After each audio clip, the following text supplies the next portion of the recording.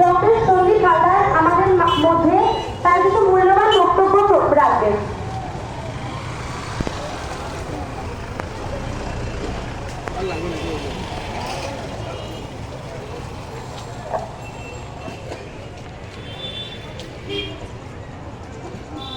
আমি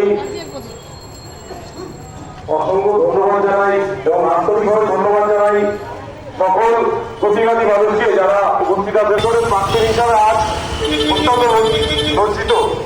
আমরা ওই এমার্জেন্সি বিল্ডিং এ, ওই সেমিনার বিল্ডিং এ আমরা একসঙ্গে আমরা সেখানে বহু ক্লাস করেছি, আমরা সেখানে রাত্রে শুয়েছি, আমরা সেখানে ডিউটি করেছি, আমরা অনেক সময় আমরা সেখানে কাটিয়েছি। কিন্তু আমরা হাতের দিকে দাঁড়িয়ে আমরা কখনোই ভাবতে পারছি না যে এরকম একটা নিঃসন্দেহ ঘটনা হলে ঘটতে পারে। যাই হোক, অন্যায় তো নিশ্চয়ই হয়েছে এবং কে অন্যায় করেছে তার নিশ্চয়ই বিচার প্রক্রিয়া চলছে। আমরা সবাই চাইব অপরাধীরা কঠিন থেকে কঠিনতম শাস্তি পাক এবং আগামী দিন যেন কোন রকম এরকম ঘটনা শুধুমাত্র স্বাস্থ্যকর্মী বা অন্য কোনো ক্ষেত্রে সারা পৃথিবীর কোথাও যেন নৃশংস ঘটনা না ঘটে এবং আমার একটি মা বলেও প্রাণ বা ধর্ষণ যেন এরকম না হয়।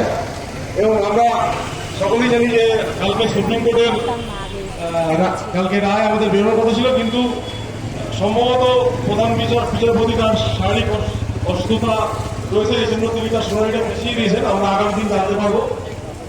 যাই হোক, আমি সবাইকে যারা এখানে বক্তব্য করে আমার বক্তব্য করে ভাই আমার চিকিৎসা যারা আছেন সবাইকে আমি